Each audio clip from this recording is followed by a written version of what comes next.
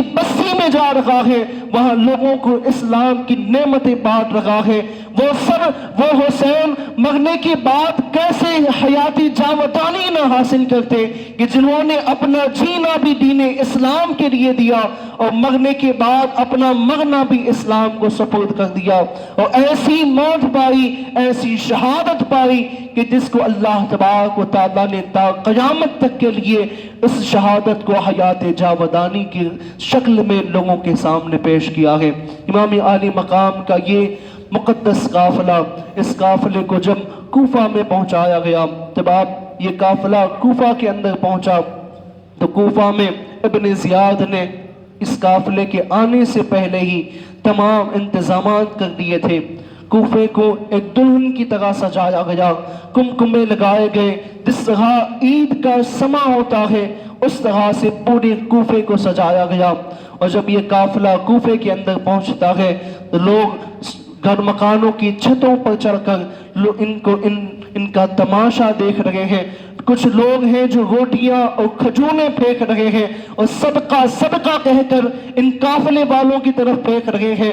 تو be be زینب پکارتی ہے، اے لوگوں صدقہ کیوں ہمیں دیتے ہو؟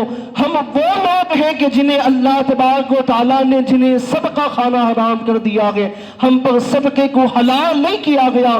ہم کوئی مظلومین اور یتیم اور غربا مساکین نہیں ہیں، بلکہ ہم اہل بیت رسول ہیں۔ ہم حضور علیہ السلام کے خاندان کے وہ باشندے ہیں کہ جنہیں اللہ تبارک و تعالیٰ محبوب رکھتا ہے، جسے اللہ کے رسول محبوب رکھتے ہیں۔ جب یہ قافلہ کوفے میں گزر رہا تھا تو ایک مقام پر ایک پادری نے امام زین العابدین کی طرف دیکھ کر پوچھا اور لوگوں سے پوچھنے لگا یہ کون لوگ ہیں؟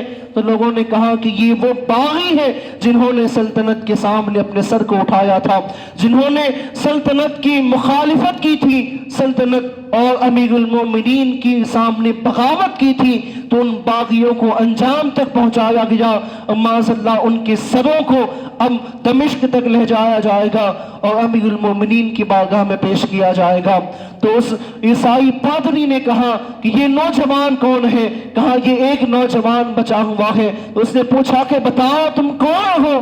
امام زین العابدین نے فرمایا، کہا تم نے مسلمانوں کے قرآن کو پڑھا ہے؟ کہا ہاں میں نے قرآن کو پڑھا ہے۔ کہا یہ آیتیں اس میں ہیں تمہیں معلوم ہے؟ کون سی آیتیں؟ آپ نے آیت تلاوت فرمائی، قل لا اسألکم علیہ اجرا الا المودۃ فی القربى انما یرید اللہ لیذہب عنکم الرجس اہل البیت ویطہرکم تطہیرا۔ فرمایا فندعوا ابناءنا وابناءکم ونساءنا ونساءکم وانفسنا وانفسکم ثم نبتہل فلعنۃ اللہ علی الکاذبین۔ کہا یہ آیتیں سنی ہے؟ کہا یہ آیتیں جانتا ہوں۔ کہا یہ جن کے بارے میں قرآن میں یہ آیتیں نازل ہوئی ہے ہم وہی لوگ ہیں، ہم وہی اہل بیت رسول ہیں جن کی حق میں یہ مقدس آیتیں نازل ہوئی ہیں۔ تو وہ چیختا پکارتا ہوا وہ بے ہوش ہو جاتا ہے، وہ گر پڑتا ہے۔ پھر یہ قافلہ کوفے میں دار الامارت میں پہنچتا ہے۔ جب ابن زیاد کے سامنے یہ قافلہ پہنچتا ہے اور ابن زیاد کے سامنے ان مقدس خواتین کو کھڑا کیا گیا کہ جنہوں نے کبھی کسی غیر محرم کے چہرے کو جن کی آنکھوں نے کبھی نہیں دیکھا تھا، یہ وہ خواتین ہیں جن کی تطہیر، جن کی پاک دامنی، جن کی طہارت کی گواہیاں خود خدا کا قرآن دے رہا تھا، لیکن آج ان پر کیا ظلم و تشدد کیے جا رہے ہیں۔ جہاں کسی خواتین کو نہیں کھڑا کیا جاتا وہاں ان مقدس خواتین کو بڑے دربار میں تمام لوگوں کے سامنے کھڑا کیا گیا ہے اور امام زین العابدین کو بھی کھڑا کیا گیا ہے۔ پھر امام عالی مقام امام حسین علیہ السلام کے سر کی اس نے توہین کی، آپ کے لبہائے مبارک پر اور آپ کے دندان مبارک پر اس نے چھڑی ماری۔ تو ایک صحابی رسول اس دربار میں موجود تھے، آپ دوڑ کر سامنے آتے ہیں اور چلا کر پکارتے ہیں، کہا اے ابن مرجانہ تیری جرأت کیسے ہوئی تو اس لب کی بے حرمتی کرے، اپنے ناپاک ہاتھوں کو، اپنی ناپاک چھڑی کو ان لبوں سے دور کر لے، اس لیے کہ میں نے اپنی ماتھے کی آنکھوں سے رسول اکرم کو ان لبوں کو چومتے ہوئے دیکھا ہے، میں نے بارہا حضور کو ان لبوں کے بوسے لیتے ہوئے دیکھا ہے، تو اپنی ناپاک چھڑی کو دور کر لے۔ جب وہ یہ بات سنتا ہے تو جلاد کو حکم دیتا ہے کہ انہیں شہید کر دو، انہیں ان کے انجام تک پہنچا دو۔ تو لوگوں کے اندر شور پیدا ہوا، کیونکہ وہ صحابی رسول تھے۔ تو پھر ابن زیاد اپنے حکم کو واپس لیتا ہے، اور کئی دن اور بعض مورخین لکھتے ہیں کہ تقریباً مہینے کے قریب اس نے اس قافلے کو، ان مظلومین کو کوفہ کے اندر قید کر کے رکھا۔ پھر اس کے بعد جب دمشق سے یزید کا خط آیا، اس کا جب حکم آیا، تو اس نے اس قافلے کو دمشق کے لیے روانہ کیا۔ جب دمشق کے لیے روانہ کیا ہے، اس قافلے کی اگوائی کون کر رہا تھا؟ اس قافلے کی اگوائی شمر بن ذوالجوشن کر رہا تھا، کہ جو امام عالی مقام کا قاتل تھا، جس نے سر مبارک کو دھڑے مبارک سے عدل کیا تھا، وہی شمر ذوالجوشن یہ اس قافلے کا سردار بن کر اس کی سپرد کر کر یہ قافلہ روانہ ہوتا ہے۔ جب کچھ آگے پہنچتے ہیں، ایک جنگل میں ایک مقام پر جب پانی قافلے والوں کے پاس ختم ہو جاتا ہے، تو قافلہ ایک مقام پر پڑاؤ کرتا ہے اور کچھ سپاہیوں کو پانی دینے کے لیے بھیجا جاتا ہے۔ جب وہ سپاہی بڑی دور سے پانی لے کر آنے والے تھے، تو ان تمام یزیدیوں نے ایک خیمہ لگایا اور تمام کے تمام اس خیمے کے اندر آرام کرنے لگے۔ لیکن یہ اہل بیت رسول، یہ وہ لوگ کہ جو باعث تخلیق کائنات ہیں، کہ جن کے حق میں اللہ کے رسول صلی اللہ علیہ وسلم کی بے شمار احادیث موجود ہیں، جن کے سر سے کبھی چھت کیا، جن کے ماتھے سے کبھی چادر تک نہ گھٹی تھی، آج ان کے اور آسمان کے درمیان سائبان کے لیے بھی کوئی شے حائل نہیں تھی، کوئی بھی ایسی چیز نہیں تھی جس سے ان کے سروں پر سایہ کیا جا سکے۔ چلچلاتی ہوئی دھوپ میں یہ اہل بیت رسول وہاں تشریف فرما ہوئے، اور اتنے میں یہ بھی سکینہ دیکھتی ہے کہ پاس میں ایک ٹیلہ ہے جس کے قریب ایک جھاڑی ہے، اس جھاڑی کی وجہ سے زمین پر کچھ سایہ بن لگا ہے۔ آپ اٹھ کر اس سائے کے نیچے جاتی ہے اور ریت کا تکیہ بنا کے وہاں سو جاتی ہے۔ جب پانی آ گیا، یہ قافلہ روانہ ہوا، ابھی چند قدم آگے بڑھا کہ جس شخص کے ہاتھ میں وہ نیزہ تھا کہ جس پر امام حسین علیہ السلام کا سر مبارک تھا، وہ نیزہ اس کے ہاتھ سے چھوٹتا ہے اور زمین کے اندر اس طرح نصب ہو جاتا ہے کہ پھر کئی لوگوں نے کوششیں کی کہ اس نیزے کو اس کی جگہ سے ہٹا کر اور سفر کو آگے بڑھایا جائے، لیکن وہ نیزہ اپنی جگہ سے ٹس سے مس نہیں ہو رہا تھا۔ گویا یہ معلوم ہو رہا تھا کہ نیزہ گویا زمین کا ایک حصہ بن چکا ہے، اس طرح سے وہ نیزہ زمین میں نصب ہو جاتا ہے۔ ان یزیدیوں نے شمر سے کہا کہ شمر دیکھو، یہ امام کا سر آگے نہیں بڑھ رہا ہے، وہ سر مبارک کے پاس نہیں جاتا بلکہ امام زین العابدین کے پاس جاتا ہے اور کہتا ہے اے زین العابدین، دیکھو تمہارے بابا آگے نہیں بڑھ رہے ہیں، تم کوئی ترغیب کرو یا کچھ کرو، اگر وہ سر آگے نہیں بڑھے گا تو میں تم لوگوں کو اتنی تکلیفیں، اتنے درد پہنچاؤں گا کہ امام کا سر مجبور ہو جائے گا آگے بڑھنے کے لیے۔ تم اگر کچھ کرنا چاہتے ہو تو جلدی کرو، ہمارے پاس اتنا وقت نہیں ہے۔ امام زین العابدین بی بی زینب کبریٰ کے پاس تشریف لاتے ہیں اور فرماتے ہیں پھوپھی جان، آپ قافلے میں نظر دوڑا کر دیکھیں کوئی پیچھے تو نہیں چھوٹ گیا ہے، بابا کا سر آگے نہیں بڑھ رہا ہے۔ بی بی زینب دیکھتی ہے، آپ نے ہر ایک کے نام لے کر پکارا، لیکن جب آخر میں سکینہ کا نام لیا تو کوئی جواب نہیں آیا۔ آپ نے فرمایا زین العابدین، یقیناً سکینہ پیچھے چھوٹ چکی ہے، سکینہ کو ہم پیچھے چھوڑ چکے ہیں۔ آپ کو سواری سے نیچے تشریف لاتی ہے اور دوڑتی ہوئی اس مقام پر جاتی ہے جہاں قافلے نے پڑاؤ کیا تھا۔ جب اس مقام پر پہنچتی ہے، رات کا اندھیرا ہو چکا تھا، شام ہو چکی تھی۔ جب وہاں پہنچی تو کیا دیکھتی ہے کہ ایک عورت ہے، ایک خاتون ہے جو پردہ پوش ہے، جس نے بی بی سکینہ کے سر کو اپنی گود میں رکھا ہوا ہے، جو ان سے پیار کر رہی ہے اور ان کے ساتھ لاڈ کر رہی ہے اور ان سے پوچھ رہی ہے بتاؤ تو سکینہ تم نے کیا کیا منظر دیکھے ہیں، اس کربلا کی شام کو تو بیان کرو۔ اور وہ سکینہ ہے کہ جو ان واقعات کو بیان کر رہی ہے، تمام شہادتیں پڑھ پڑھ کر سنا رہی ہے۔ وہ خاتون وہ باتیں سن رہی ہے اور ان کی آنکھوں سے آنسو جاری ہو ساری ہے. بی بی زینب ان کے قریب پہنچتی ہے, ان کا شکریہ ادا کرتی ہے. کہا خاتون آپ کون ہیں اس بیابان جگہ پر جہاں کوئی شخص موجود نہیں ہے, آپ نے ہماری بیٹی کا اتنا خیال رکھا, بتائیں تو صحیح آپ کون ہیں. وہ خاتون اپنے چہرے سے نقاب کو اٹھاتی ہے اور فرماتی ہے بیٹی زینب پہچانا نہیں, تمہاری ماں فاطمہ ہوں. کہا جب سکینہ کو تنہا چھوڑ کر یہ قافلہ آگے بڑھا تو مجھ سے اپنی قبر انور میں رہا نہ گیا کہ میری بیٹی سکینہ اس طرح تنہا و بے سہارا اس بیابان میں رہے, اس لیے میں اس کی خبر کے لیے اور اس کی حفاظت کے لیے آئی ہوں. بی بی زینب بی بی سکینہ کو ساتھ لیتی ہے اور پھر یہ قافلہ روانہ ہوتا ہے. اسی سفر کے دوران ایک گرجے میں جب امام عالی مقام کے حسین کو ایک پادری نے دیکھا تھا, اس نے اس سر کو اپنے پاس طلب کیا اور چند درہم ان کے حوالے کیے اور ان درہموں کے بدلے میں ایک رات کی مہلت لے کر اس نے اس سر کو اپنے پاس رکھا اور اس پوری رات میں اس نے بڑی اس کی تعظیم کی, بڑا اس کا ادب کیا, اس زانوئے ادب باندھ کر پوری رات پر اس سر مبارک کے سامنے کھڑا رہا. اور جب صبح ہوئی تو اللہ تبارک و تعالیٰ کے حبیب نے اسے خواب میں زیارت فرما کر اسے ارشاد فرمایا کہ تم نے ایک رات میرے نواسی کی خدمت کی ہے, اس خدمت کو ڈائے گا نہیں جانے دیا جائے گا. اللہ تبارک و تعالیٰ کے حکم سے تو اسے اس کا بدلہ ضرور دیا جائے گا, اور اسے اسلام کی دولت سے نواز دیا گیا. اور مورخین لکھتے ہیں کہ جس پتھر پر اس سر مبارک کو رکھا گیا تھا تو اس سر مبارک سے چند خون کے قطرے اس پتھر پر گرے تھے. آج بھی بتایا جاتا ہے کہ شام میں کسی مسجد کے اندر وہ پتھر موجود ہے, اور آج بھی ان شہادت کے ایام میں اس پر جو خون لگا ہوا تھا وہ خون تازہ ہو جاتا ہے. یہ تمام واقعات, بے شمار واقعات, مورخین نے ضخیم کتابیں لکھی ہیں اس داستان کربلا پر, اور مابعد کربلا جو بھی ظلم و تشدد کیے گئے ہیں ان تمام پر بے شمار واقعات, بے شمار حکایتیں موجود ہیں. تو یہ سر دمشق جب پہنچا, دمشق کے اندر جب داخل ہوئے ہیں یہ لوگ, تو دمشق میں خوشیاں منائی جا رہی تھی, عید منائی جا رہی تھی. تب ایک صحابی رسول ہجرت کر کے کسی مال تجارت کو لے کر بیت المقدس کے لیے روانہ ہوئے تھے. آپ اسی وقت, اسی دن جس دن یہ قافلہ ملک شام دمشق میں پہنچا تھا, اس وقت آپ دمشق کے اندر موجود تھے. آپ نے لوگوں سے دریافت کیا کہ بتاؤ کیا تمہاری کوئی آج عام عرفانہ عید کوئی آج ہے؟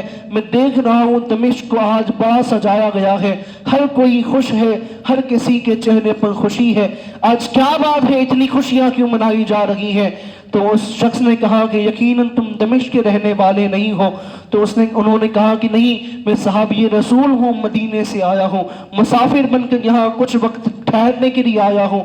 اور اس نے کہا کہ یہاں ابھی ایک قافلہ آنے والا ہے, جو قافلہ سلطنت کے خلاف جن لوگوں نے بغاوتیں کی تھی انہیں ان کے انجام تک پہنچایا گیا ہے, اور انہیں اس انجام تک پہنچانے کے بعد اب ان کے سروں کو, ان کی خواتین کو ایک جلوس کی شکل میں دمشق کی بازاروں سے گزارا جائے گا اور دارالامارت دمشق میں پہنچایا جائے گا.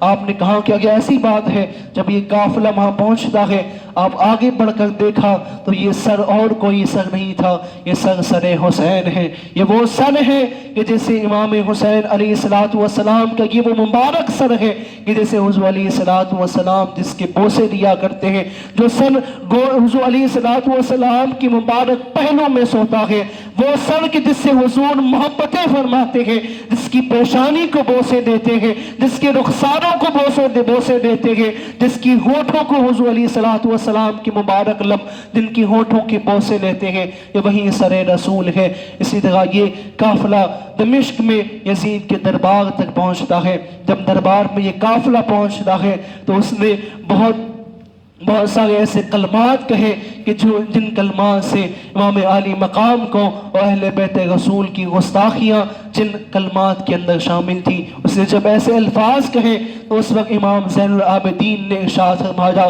کہ یزید یہ جو تو الفاظ کے لگا ہے یقیناً تو کذاب ابن کذاب ہے.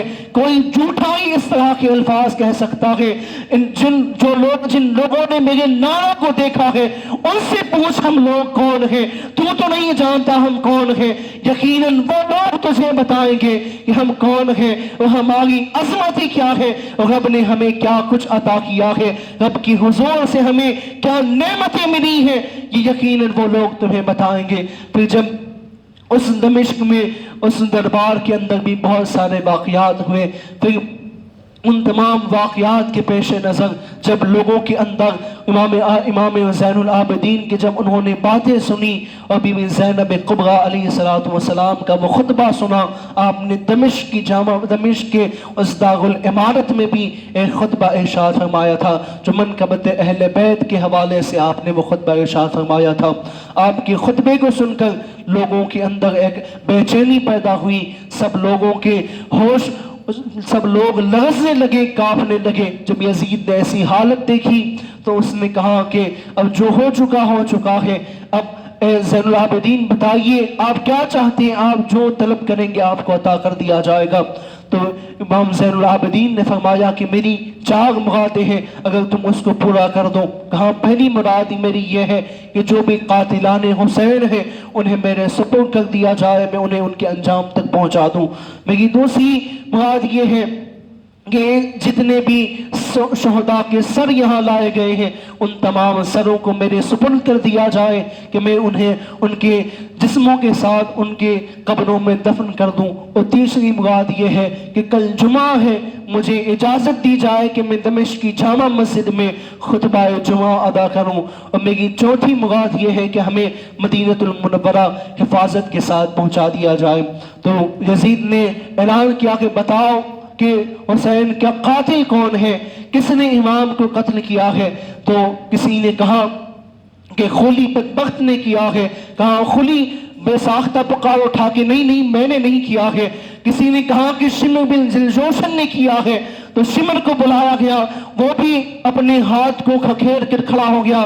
کہا نہیں میں نے ہرگز قتل نہیں کیا ہے, میں حسین کو کیوں قتل کروں گا, میری کون سی سلطنت پر آن بنی تھی, میری کوئی سلطنت کو کوئی خطرہ نہ تھا, میری کوئی ذاتی دشمنی حسین کے ساتھ نہیں تھی. حسین کو تو اس نے قتل کیا ہے جس کی سلطنت پر خطرہ تھا, جس نے اپنی حکومت کو خطرے میں پا کر منصوبہ بنایا اور تمام قبیلوں کو جس نے جمع کیا اور انہیں زیورات تقسیم کیے اور انہیں ابھارا کہ وہ قتل حسین پر آمادہ ہو جائے اور انہیں لالچ دی. جس نے یہ ساری چیزیں کی یقیناً وہی حسین کا قاتل ہے. یہ ساری باتیں لوٹ کر یزید کی طرف آ رہی تھی. وہی بدبخت تھا کہ جس کے حکم سے اور جس کی مرضی سے یہ بات انجام دے ہوئی تھی اور امام حسین علیہ السلام کو شہید کیا گیا تھا. اس نے کہا کہ یہ پہلی شرط میں نہیں مان سکتا, باقی 3 شرطیں آپ کی مان لی جاتی ہیں. سر مبارک بھی آپ کو دے دیے جائیں گے, آپ کو حفاظت کے ساتھ مدینہ بھیج دیا جائے گا اور کل جمعہ میں آپ خطبہ جمعہ ادا کریں گے. لیکن جب جمعہ کا وقت ہوا, جمعہ کے دن جب یزید جامع مسجد میں داخل ہوتا ہے تو کیا دیکھتا ہے کہ دمشق کے جتنے بھی رؤساء تھے, جتنے وزیر تھے, جتنے بھی بڑے لوگ تھے, ہر کوئی جامع مسجد میں موجود ہے. تو اس نے ایک اپنے خطیب سے کہا کہ تم کھڑے ہو جاؤ اور خطبہ پڑھنے لگ جاؤ. وہ خطبہ پڑھنے لگا. وہ خطبہ کیا پڑھتا, وہ یزید کی تعریفیں کر رہا تھا اور امام عالی مقام و اہل بیت رسول کی توہین و تحقیر بیان کر رہا تھا. امام زین العابدین پکار اٹھتے ہیں, کہا یہ ممبر رسول ہے, یہاں بیٹھ کر تو اس طرح جھوٹی باتیں کیسے کر سکتا ہے, نیچے اتر جا, یہ ممبر ہماری جگہ ہے, یہ ممبر میرے نانا نے امت کو عطا کیا ہے. پھر امام زین العابدین ممبر پر تشریف لاتے ہیں اور خطبہ بیان کرتے ہیں. ارے امامت و خطابت تو ان کے گھر کی کنیز ہے. جب یہ بولتے ہیں تو قرآن و حدیث کی الفاظ, ان کی الفاظ کی ترجمانی بیان کرتے ہیں. جب امام زین العابدین نے خطبہ دینا شروع کیا ہے, دمشق کی جامع مسجد میں قیامت طاری ہو گئی. ہر کوئی لفظ اٹھا ہے, دہاڑے مار مار کر لوگ رونے لگے, ہائے ہورارا کرنے لگے کہ یہ ہم نے کیا کر دیا ہے، یہ ہم نے کس قیامت کو انجام دے دیا ہے۔ جب امام زین العابدین کے خطبے سے جامع مسجد میں ایک قیامت برپا ہوئی تو یزید نے مؤذن کو کہا کہ اب یہ خطبہ آگے نہیں بڑھنا چاہیے، جلدی کرو، اذان ادا کرو۔ جلدی اذان کے لیے مؤذن کو کہا گیا۔ جب مؤذن نے اذان دی امام زین العابدین خاموش ہو گئے۔ اذان میں جب مؤذن نے کہا اللہ اکبر، امام زین العابدین نے اذان کا جواب دیا یقیناً اللہ سب سے بڑا ہے۔ پھر امام زین العابدین مؤذن نے کہا اشہد ان لا الہ الا اللہ۔ امام زین العابدین فرماتے ہیں کہا اس بات کی گواہی تو ہم نے اپنے خون سے ادا کی ہے، کائنات کو اپنے خون کی گواہی سے بتایا ہے کہ اگر دنیا میں کوئی خدا ہے تو یقین وہ اللہ تبارک و تعالیٰ ہے، اس کے سوا کسی کا حکم نہیں مانا جائے گا اور کسی کی پیروی نہیں کی جائے گی۔ اور جب مؤذن نے اشہد ان محمد رسول اللہ کہا تو امام زین العابدین نے یزید کی آنکھوں میں ڈال کے کہا، دیکھ کے کہا اے یزید دیکھ یہاں کس کے نانا کا نام لیا جا رہا ہے، کیا اذان میں تیرے نانے کا نام ہے یا میرے نانے کا نام ہے؟ یقیناً یہ امام عالی مقام کے نانا حضور کا نام ہے۔ یہ وہ قافلہ، یہ داستان دمشق ہے، یہ اتنی بڑی داستان ہے کہ چند لمحوں میں یہ داستان بیان نہیں ہو سکتی۔ اس کے بعد جب بھی قافلہ مدینہ المنورہ پہنچا تو وہاں مدینے میں کیا قیامت برپا ہوئی تھی، یہ وہ قیامت بھی الفاظوں میں بیان نہیں کی جا سکتی۔ مورخین اور اصحاب بیان کرتے ہیں کہ ایسی قیامت و ایسا منظر مدینے میں اس سے پہلے ایک ہی مرتبہ ہوا تھا۔ وہ کب ہوا تھا کہ جب حضور علیہ الصلوۃ والسلام کا وصال ہوا تھا۔ کہا اس وقت جو قیامت مدینے پر برپا تھی، کہا جب یہ قافلہ حسینی، جب یہ قافلہ امام عالی مقام کا یہ قافلہ جب مدینے میں پہنچا ہے، کہا اس وقت بھی مدینے میں ایسی قیامت برپا ہوئی تھی۔ یہ ظلم و تشدد کبھی ختم نہیں ہوتے ہیں۔ آج کچھ بدبخت اور بدترین لوگ ایسے ہیں کہ جو یزید کی برات ظاہر کرتے ہیں، اسے مغفور اور بخشا ہوا بیان کرتے ہیں۔ اگر اسے کوئی کیسے مغفور بیان کر سکتا ہے؟ یہ وہی یزید ہے کہ جب یہ قافلہ مدینہ پہنچا ہے، مدینے والوں نے یزید کی بیعت توڑ دی۔ جب اسے پتا چلا کہ مدینے والوں نے بیعت توڑ دی ہے، اس نے اپنا پورا لشکر مدینے روانہ کیا، مدینہ المنورہ پر حملہ کیا اور اپنے پورے لشکر کو کہہ دیا کہ 3 روز کے لیے مدینہ تمہارے اوپر حلال ہے، تم جو چاہو مدینے میں کر سکتے ہو۔ یہ وہی یزید پر بدبخت تھا، یہ وہی خبیث تھا جس نے مدینے کو اپنے لشکر پر کے اوپر حلال کر دیا۔ مورخین لکھتے ہیں تقریباً 1000 عورتوں نے ناجائز اولادیں جنی ہے۔ یہ وہی یزید کے کارنامے ہیں جس نے منبر رسول کے ساتھ گھوڑے اور اونٹوں کو باندھا تھا۔ 3 روز تک روزہ رسول میں مسجد نبی میں اذان کو بند کر دیا تھا۔ یہ وہی یزید ہے کہ جس نے کعبۃ اللہ کی غلاف کو جلایا تھا، جس نے کعبۃ اللہ پر، کعبہ معظمہ پر حملہ کیا تھا۔ یہ وہی یزید بدبخت ہے۔ کوئی اس کی طاعت اور اس کی مغفوریت اور اس کی برات کو کیسے ظاہر کر سکتا ہے؟ یہ اسی کے کارنامے ہیں اور اس کا انجام کو اللہ تبارک و تعالیٰ نے دنیا ہی میں عطا فرمایا تھا۔ یہ بھی ایک طویل داستان ہے کس طرح سے ان قاتلان حسین کا بدلہ لیا گیا اور کس طرح سے انہیں ان کے کیفر کردار تک پہنچایا گیا۔ اللہ تبارک و تعالیٰ کے حضور دعا ہے مولا تبارک و تعالیٰ ہمیں کہنے سننے سے زیادہ عمل کی توفیق نصیب فرمائے۔ مولا تبارک و تعالیٰ ہمیں شہداء کرام کا صدقہ نصیب فرمائے۔ مولا تبارک و تعالیٰ ہمیں اہل بیت رسول سے سچی محبت نصیب فرمائے۔ مولا ہمیں اور ہماری نسلوں کو اہل بیت رسول کی غلامی نصیب فرمائے۔ مولا ہمیں حضور کی سیرت مبارکہ پر چلنے کی توفیق نصیب فرمائے اور ہمارا خاتمہ بن خیر فرمائے۔ اقول قولی ھذا استغفر اللہ لی ولکم ولسائر المؤمنین والمؤمنات انہ هو الرؤوف الرحیم۔ ایک اعلان سماعت فرمائے کہ حج 2026 کا اعلان سماعت فرمائے کہ حج کمیٹی آف انڈیا گجرات سے جو حجاج کرام حج کرنا چاہتے ہیں ان کے لیے حج کے فارم فل کرنے کی آخری تاریخ بڑھا کر 31/7/2025 ہے اور اس کے پاسپورٹ کی آخری تاریخ 31 دسمبر 2026 تک میں آخری پاسپورٹ جمع کیے جائیں گے اور فارم فل کرنے کی تاریخ 31/7/2025 ہے. جو بھی حضرات اس آئندہ سال حج کے لیے جانے کا ارادہ رکھتے ہوں تو وہ جلد از جلد اپنے فارم کو اپلائی کریں، اور اس کے لیے سید عمر میاں بابو قادری جو گلستان والے ہیں ان سے رابطہ کریں، وہ ان فارم کو فل کرتے ہیں. تو جو بھی حضرات حج کا ارادہ رکھتے ہوں تو وہ ان ایام کے اندر جلد از جلد اپنے فارم کو اپلائی کر دیں. اور ایک اور اعلان سمان فرمائیں کہ جشن افتتاح یعنی مسجد فیضان صفوان بن وہب، یہ صفوان بن وہب کے نام سے ایک مسجد کی افتتاح ہونے جا رہی ہے، کہ جو تاریخ 13/7/2025 رویوار کو نماز مغرب کے بعد سے یہ مسجد کی افتتاح ہوگی، مغرب کی نماز کے ادا کرنے کے بعد. اور پتہ ہے کامنات سوسائٹی مائی صاحبہ درگاہ کے پاس منگرول، ضلع جوناگڑھ ضلع کے اندر یہ مسجد کا افتتاح ہے. تو اس میں جو بھی حضرات شرکت فرمانا چاہیں وہ شرکت فرما سکتے ہیں. اور دعوت اسلامی کے 7 دن کا فیضان نماز کورس رکھا گیا ہے، اور ان کورس میں 18 سال سے زیادہ کے لوگ شامل ہو سکتے ہیں. تو اس کورس میں ضرور شامل ہوئے ہم. تاریخ 14/7/2025 سے یہ کورس شروع ہوگا.